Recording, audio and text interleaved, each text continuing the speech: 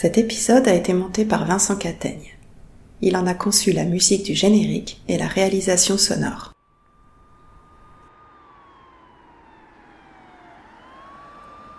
Breaking news.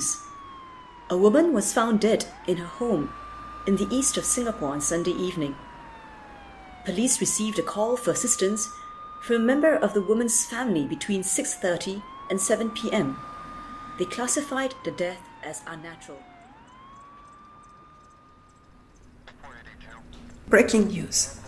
Une femme a été retrouvée morte dimanche soir dans sa maison à l'est de Singapour. La police a reçu un appel à l'aide d'un membre de sa famille, aux alentours de 18h30-19h. La police a qualifié la mort de non naturelle, mais a refusé de fournir plus de détails sur la cause du décès. Les voisins de la victime affirment avoir vu les policiers arrêter une femme près de la scène de crime. La police a confirmé qu'une personne en lien avec l'affaire était en garde à vue et qu'il s'agissait d'une employée de maison originaire des Philippines. L'enquête est en cours.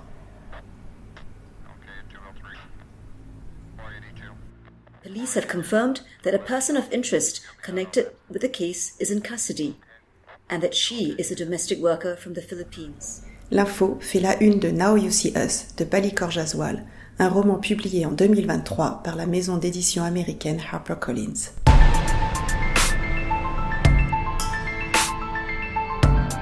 Je suis Julie Moulin. Vous écoutez Marcher entre les lignes.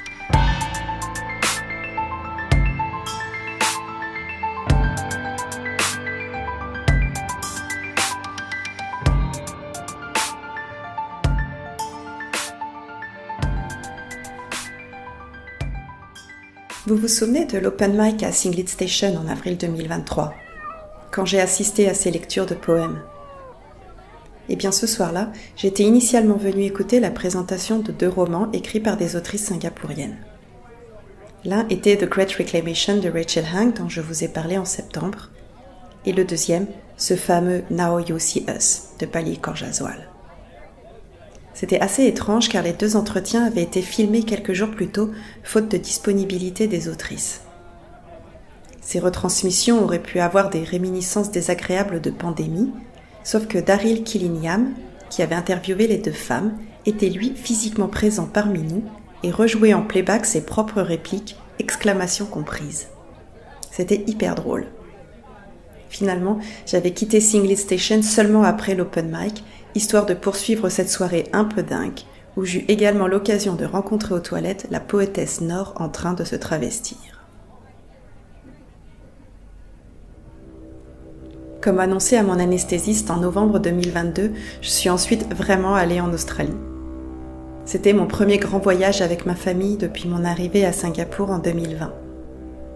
Dans mon sac, j'avais emporté Now You See Us, Maintenant vous nous remarquez, de quoi lire quand le reste de la famille ferait des randos dans le bush. C'était la première fois que je lisais un roman dont les personnages principaux étaient des travailleurs migrants à Singapour. Et bien que je lusse Now You See Us sur les côtes sauvages australiennes, j'étais plongée intensément dans Singapour, exactement dans le Singapour que l'on voit aujourd'hui.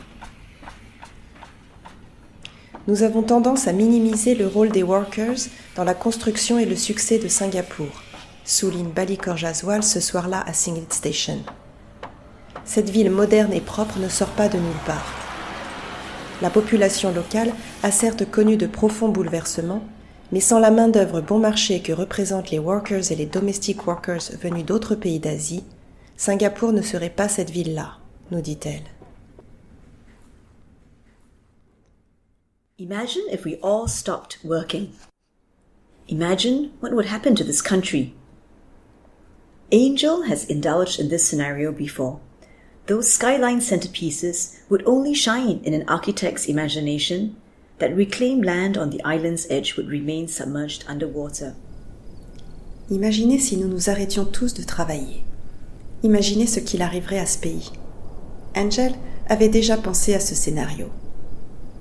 Ces gratte-ciel ne brilleraient que dans l'imagination d'un architecte. Cette terre reprise à la mer resterait submergée par les eaux.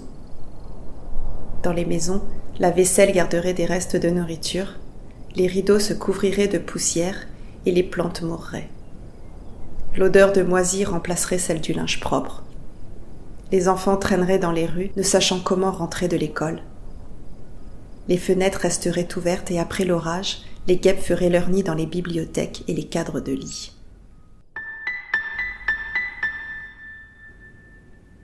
Cora, Angel, Donita et Fiordalisa sont les héroïnes de ce roman drôle, satirique et touchant à la fois. Elles sont employées de maison et entretiennent avec leurs employeurs des relations très différentes. Cora, la quarantaine, vient d'être embauchée par une adorable Singapourienne d'âge mûr, Mme Elizabeth, veuve d'un homme qui a fait fortune dans une chaîne de café. Angel travaille depuis quelques années chez les Vichet, où elle s'occupe du père, paralysé suite à un AVC. Donita, la troisième, est toute jeune. Elle débarque à Singapour et subit les foudres de sa mame, Mrs. Fan. Un vrai dragon, cette Mrs. Fan. Quant à Fiordalisa, elle travaillait depuis des années en paix chez les Hong, sur Oldham Walk, près de East Coast Park. Looking around the empty room, Cora has a sensation of being back on her first day. What will I find here? She asked herself at the beginning of every job. Already slightly wary at the thought of tiptoeing around the things she accidentally heard and the knowledge acquired from the corners of each home where secrets were nestled. Que vais-je trouver ici? Se demande Cora à chaque fois qu'elle entre dans une nouvelle famille. Car qui connaît mieux qu'une femme de ménage les secrets d'une famille? Now You See Us est inspiré d'un fait réel. En 1995, à Singapour, une employée de maison philippine est accusée du meurtre d'un enfant et condamnée à mort par pendaison. 3 ans après ces faits, Bally Korjaswal déménage avec ses parents à Manille et entend aux Philippines une autre version de l'histoire. Dans Now You See Us, c'est du meurtre de sa maîtresse qu'est accusée une domestique philippine. Et voilà que soudain, elle est visible. Dans les journaux et sur les réseaux sociaux, on n'entend plus parler que d'elle. Mais ses amis, persuadés de son innocence, vont mener une enquête parallèle. Visible. Alors comme le souligne Cora au début du roman, « The first rule of being a maid is being invisible ». La première règle d'une bonne domestique est d'être invisible, aussi translucide qu'une tache de soupe sur la table d'un kopitiam, écrit Bally Korjaswal, non sans humour. Le seul jour où ces milliers de femmes sont visibles est le dimanche. Alors la ville se transforme, Singapour se transforme, Singapour est une fête. Sundays are different. Angel boards the train at Choa Chu Kang station and feels it pick up momentum as it slices through the sun-bleached suburbs. Clouds of greenery billow beneath her feet, and she's brought to eye level with the silvery edges of apartment blocks that loom over her throughout the week. On Sundays, Angel owns the city, and she's not the only person who feels this way. A glance at the trimmed parks below shows women spreading out picnic mats, waiting the corners with tall steel pots and boom boxes. Dressed in their best clothes, they croon their favorite songs from home and serve buffets of home-cooked food, relishing the freedom of being outdoors. Angel knows she looks her best too. Her chin-length hair is brushed smooth of bobby pin dents, and her small lips break into an easy smile. Watching her reflection in the train window, she turns her head from side to side to let her silver earring cuffs catch the light. Dans l'extrait que vous venez d'entendre, Angel entre dans le métro aérien, le MRT, à Choa Chu Kang. En semaine, on y voit surtout des employés de bureau et des enfants penchés sur leur téléphone. Mais le dimanche, écrit Bally Korjaswal, c'est différent. Je vous en traduis un passage. Le dimanche, la ville lui appartient, et elle n'est pas la seule à penser ainsi. Il suffit d'un coup d'œil en contrebas pour voir dans les parcs si bien entretenus des femmes déplier des nappes, en maintenir les coins avec des casseroles en acier et des amplis. Parées de leurs plus beaux habits, elles chantent des tubes de chez elles et sortent des myriades de plats qu'elles ont cuisinés elles-mêmes, savourant la liberté d'être dehors. À la station Bishan, 2 femmes birmanes montent de la crème sur les pommettes pour se protéger du soleil. Puis à la station suivante, des workers aux chemises bien rentrées dans les pantalons. On parle bengali et birman, un chœur auquel Angel se sent appartenir. Le dimanche est jour de congé. Parfois, c'est même seulement un dimanche sur 2. C'est aussi le jour pendant lequel on a le temps de régler des problèmes administratifs et bancaires, faire des achats pour la famille aux Philippines, notamment à Tang ou Lucky Plaza, dont nous avons parlé dans le dernier épisode. C'est parfois le seul jour où les workers ont une vie intime. C'est peut-être ce qui m'a le plus intéressé dans ce roman. Balli-Kaur Jaswal s'intéresse aux workers autrement qu'en termes utilitaires. Angel, qui travaille chez les Vishay, est lesbienne. Ce n'est ni bien vu par sa sœur, ni par sa communauté. L'homosexualité, nous dit Balli-Kaur Jaswal, est parfois une sexualité de convenance. Conséquence du manque d'interaction avec des hommes, mais aussi par sécurité, pour ne pas prendre le risque de tomber enceinte. Les helpers, rappelle Balli-Kaur Jaswal, sont soumises tous les 6 mois à des tests de grossesse. Si le résultat est positif, elles sont renvoyées dans leur pays d'origine. La sexualité n'est donc pas anodine, sans parler de la difficulté à trouver des lieux où se rencontrer.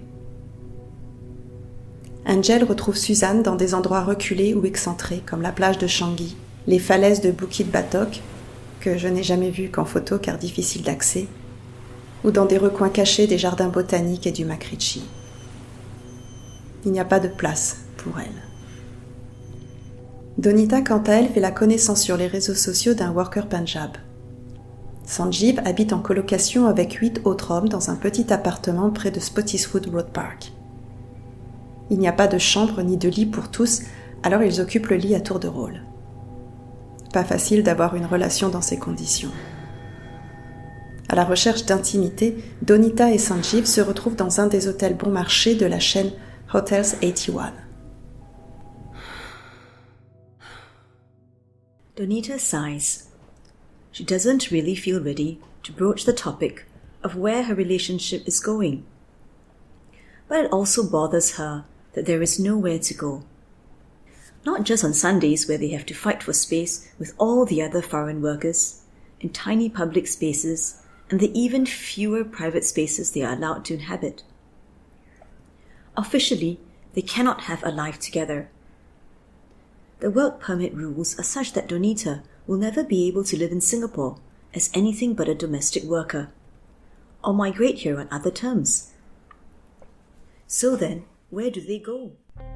Au-delà de la sexualité bridée et des retrouvailles un dimanche de temps en temps, se pose la question de la pérennité, des histoires d'amour qui se nouent entre migrants à Singapour.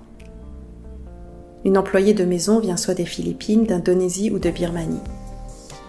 Les ouvriers sont originaires d'Inde ou du Bangladesh, parfois de Chine. En plus des permis de travail différents, cela crée des couples multiculturels et multiconfessionnels que les familles, dans le pays d'origine, n'acceptent pas forcément.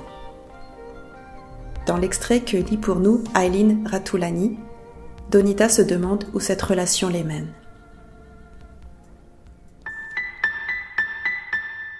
J'aime que dans ce roman, Balli-Kaur Jaswal n'infantilise ni ne pêche par idéalisme. Ces personnages sont vulnérables mais actifs. Habituellement, quand on parle des workers, nous dit-elle, c'est soit pour se plaindre d'eux, soit pour les plaindre. Elle voulait écrire de leur point de vue. Avant de se lancer dans ce roman, Balli-Kaur Jaswal a interrogé plusieurs femmes migrantes. J'ai pensé à mes amis de Migrant Writers of Singapore. Balli-Kaur Jaswal décrit d'ailleurs une compétition de poésie qui pourrait bien correspondre à celle qu'avait lancée Zakir Hossain. Un ami de Sanjeev, Ranveer, récite un poème en punjab à propos de ces 2 vies. Une lettre à celui qu'il était avant de venir à Singapour, l'avertissant des changements irréversibles qui interviendraient en lui. Il marcherait différemment, il parlerait différemment. Un personnage en particulier m'a ému, Cora, au passé si mystérieux. Sa relation avec Ma'am Elizabeth est intéressante à plusieurs égards. Ma'am Elizabeth, comme elle l'appelle, n'a jamais embauché d'aide à domicile et se sent coupable vis-à-vis de Cora au point de vouloir lui épargner des tâches ménagères ou de la traiter telle une amie. Cela met Cora extrêmement mal à l'aise. Il y a une scène au Fullerton Bay Hotel terrible. Le lieu n'est pas anodin puisqu'il symbolise le passé colonial. Aux yeux du personnel, Cora n'a rien à faire là. Il y a des lieux où les workers sont légitimes et d'autres où ils ne le sont pas. En lisant ce roman, je parcours un nombre important et très différent d'endroits. Je découvre, à travers les yeux des protagonistes, un autre Singapour. I just want to do my job. Je veux juste faire mon travail, finit par dire Cora à Mame Elizabeth. There are lines that cannot be crossed. Il y a des limites à ne pas franchir. Même les employeurs les plus généreux, dit Bally Korjaswal, commettent des impairs. Lors d'une rencontre avec Bally Korjaswal à la Bibliothèque nationale en octobre 2023, les questions fusent. La salle est pleine à craquer. Bally Korjaswal est une écrivaine à succès, à Singapour et à l'étranger. Elle est particulièrement célèbre depuis son roman Erotic Stories for Punjabi Widows, best-seller traduit en français sous le titre « Le club des veuves qui aimaient la littérature érotique ». Bally Korjaswal séduit par sa liberté de ton, son humour, ses prises de position féministes, sa défense des minorités. Je suis surprise par les questions très ouvertes du public. Homosexualité, droits des migrants, femmes, tout est abordé de front. Pour qui avez-vous écrit ce roman et comment a-t-il été accueilli ? Demande une étudiante. Je voulais qu'il soit lu à l'étranger comme à Singapour, répond Bally Korjaswal, qu'il fasse découvrir Singapour et que ceux qui y vivent s'y reconnaissent. Je souris en pensant que je fais partie des deux types de lectorat. J'avais aussi à cœur, nous dit-elle, de donner une image de Singapour plus nuancée que celle offerte dans le film Crazy Rich Asians. Selon elle, ce film a peut-être donné de la visibilité à Singapour, mais il en a aussi édulcoré la réalité. Il me semble que c'est réussi. Le roman a bien été accueilli, nous dit-elle, sauf auprès de la communauté asiatique américaine qui a parfois critiqué l'image négative qu'elle donnait des Asiatiques. Ce roman, sous forme de polar, regorge de mystères et de procédés narratifs qui tiennent en haleine. Pourquoi Cora ne veut-elle pas attirer l'attention sur elle ? Qu'est-il arrivé à son neveu, pour lequel elle était rentrée aux Philippines ? Quel secret cache cette Mrs. Fan à propos de son fils ? Et que complote-t-elle donc avec ses amis de la méga church Rising Stars ? Enfin, que faisait Fleur de Liza à proximité de l'hôtel 81 à Jalan Besar ce soir-là ? Les rumeurs vont bon train. Bally Korjaswal met l'accent sur les gossips et la transmission informelle de l'information parmi les migrants. On n'attend pas le dimanche pour s'envoyer des messages et créer du lien. Dernier détail intéressant, il y a dans ce roman plein de bestioles. Cafards, fourmis, geckos. Quand on vit à Singapour, on en rencontre dans les maisons et dans les appartements, même au 20e étage d'une tour. Mais dans mes lectures, je trouve plutôt des animaux dehors. Or les employés de maison vivent dedans, et ce sont elles qui font le ménage. Elles côtoient donc cette faune au quotidien avec laquelle la cohabitation n'est pas de tout repos. Les cafards montent les étages au moment des fumigations, les fourmis débarquent à la moindre miette et les geckos laissent des chiures partout. Dans le roman, c'est aussi Donita qui remarque les rats, attirés par les offrandes de nourriture laissées dans la rue. Now You See Us se situe en septembre, lors du Hungry Ghost Festival, le mois des fantômes affamés. C'est l'occasion d'en apprendre plus sur cette coutume selon laquelle, au 7e mois lunaire de l'année chinoise, les portes des enfers s'ouvrent pour laisser les défunts vagabonder. C'est aussi le mois des apparitions. They walked together in an uncomfortable silence along the boulevard outside the esplanade. The sea is silver and still. Everything in this city looks designed for permanence. Yet, Donita always feels as if she's on a rickety bridge. Last night, after seeing the ghost of Flor from her window, she felt as if nothing was real. As if maybe she died back in the Philippines and Singapore was some strange afterlife. The rules are always changing, or do not exist at all. These are things she cannot quite explain to Sanjeev. She doesn't have the words for them in any language. Il marche dans un silence pesant, le long du boulevard derrière l'esplanade. La mer est grise et immobile. Tout dans cette ville semble être conçu pour durer. Pourtant Donita a constamment l'impression de se tenir sur un pont branlant. La nuit dernière, après avoir vu le fantôme de Flor depuis sa fenêtre, plus rien ne paraissait réel. Comme si elle était morte aux Philippines et que Singapour était une sorte de vie étrange après la mort. Les règles ne cessent de changer ou bien elles n'existent pas en fait. Ce sont des choses qu'elle ne peut pas vraiment expliquer à Sanjeev. Elle n'a ni les mots dans cette langue, ni dans une autre. Après cette retransmission d'entretien à Singlit Station en avril 2023, j'ai rencontré Bali Kaur Jaswal à 2 reprises. Une fois en octobre 2023 dans le cadre du club de lecture de la Bibliothèque nationale et une autre fois en mai 2024 à la librairie Bookbar. Depuis, Bali Kaur Jaswal a déménagé en Australie. Notre rencontre pour cet épisode se fait donc par Zoom. Can you hear me? Yeah, I can hear you, Okay. and I think it's recording. Je suis un peu nerveuse car c'est la première fois que j'enregistre un entretien à distance. Bali Kaur Jaswal, elle, a ses 2 enfants malades qu'elle doit vite retrouver. Je l'interroge d'emblée sur son parcours et ses origines. Yeah, so I was born in Singapore. My father was born in India, actually, but he migrated to Singapore when he was a baby. My mother was born in Singapore, and we're very much a Singaporean family. Son père est né en Inde, me dit-elle. Ses grands-parents émigrent à Singapour quand il est encore bébé. Sa mère, également d'origine indienne, est née ici. En somme, elle vient d'une famille typiquement singapourienne.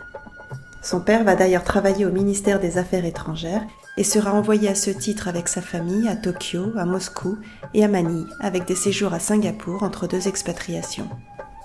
Bali Kaur Jaswal me dit avoir eu l'impression à chaque fois de redécouvrir son pays. Elle ira ensuite étudier 5 ans à Melbourne, en Australie, où elle obtiendra son premier prix littéraire pour son roman Inheritance, un premier roman à connotation autobiographique sur une famille traditionnelle Punjab à Singapour dans les années 70-90. Pour l'anecdote, le prix qu'elle reçoit en 2014 est un prix normalement décerné à de jeunes auteurs australiens. Inheritance was published in Australia, and I was living in Melbourne, but at the time that the award was actually given to me, I was living in Singapore for about 6 months because I was a writer in residence at NTU. So that was very strange because getting the award was wonderful, obviously, and that was great. But I remember NTU had some questions about whether I was really Singaporean or not. There was some suspicion around that because I was under an NAC, National Arts Council. So they had to go and find out, wait, is she actually harboring a different identity? So that was kind of funny. Bali Kaur Jaswal me raconte avoir reçu ce prix alors qu'elle était de retour à Singapour en résidence à l'université NTU grâce à une bourse du National Art Council. Alors ces bourses ne sont attribuées qu'aux ressortissants singapouriens. À cause de ce prix littéraire, on a douté de sa nationalité singapourienne. Cela a occasionné quelques situations cocasses. Bali Kaur Jaswal a écrit 5 romans et connaît le succès avec le 3e, Le Club des Veuves qui aimait la littérature érotique, traduit dans plusieurs langues avec une adaptation cinématographique en cours. Tous ces romans, un peu moins Now You See Us et encore, ont pour thème principal la diaspora sikh à laquelle elle appartient. Pour rappel, les Sikhs viennent du Pendjab, une province scindée en 2 lors de la partition des Indes en 1947. Les Pendjabis du Pakistan émigrent alors en masse, en Inde ou ailleurs. Avant 1947, les Sikhs étaient déjà envoyés par les Britanniques dans leurs différentes colonies, comme à Singapour, pour servir dans l'armée ou dans les forces de police. Des déplacements qui avaient contribué dès cette époque à la formation d'une diaspora. À noter que tous les Pendjabis ne sont pas de religion sikh et que les femmes sikhs du Pendjab portent toutes le nom Kaur, comme Bali. Si la communauté philippine à Singapour est le sujet du roman Now You See Us, Bali Kaur Jaswal fait apparaître la diaspora Punjab à travers les personnages de Sanjeev et de Ranveer, son ami poète. Je voulais donner aux Workers Punjab une image positive, me dit-elle. Déconstruire les stéréotypes de l'homme migrant profitant de la situation précaire de certaines femmes. Sanjeev est très respectueux. Il y a vraiment de l'amour entre Donita et lui, en dépit des difficultés rencontrées. In anything I write, that identity is going to come through, whether it's directly looking at the community or a character from that community, or even just like geographically the place. There's a lot of room for very rich exploration of identity and minority status as well, because Punjabis and Sikhs are minorities in India. They're kind of minorities wherever they go, and they're part of such a huge network around the world. Like, this is part of such a huge diaspora. They're also known for like community service and rushing to the front lines to help in sort of any crisis.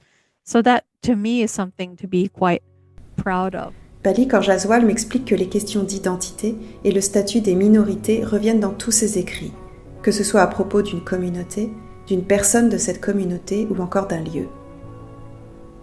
Elle me parle des Punjabis et des Sikhs, minoritaires en Inde, minoritaires partout où ils vont d'ailleurs, mais qui appartiennent à une immense diaspora connue pour ses services rendus à la communauté.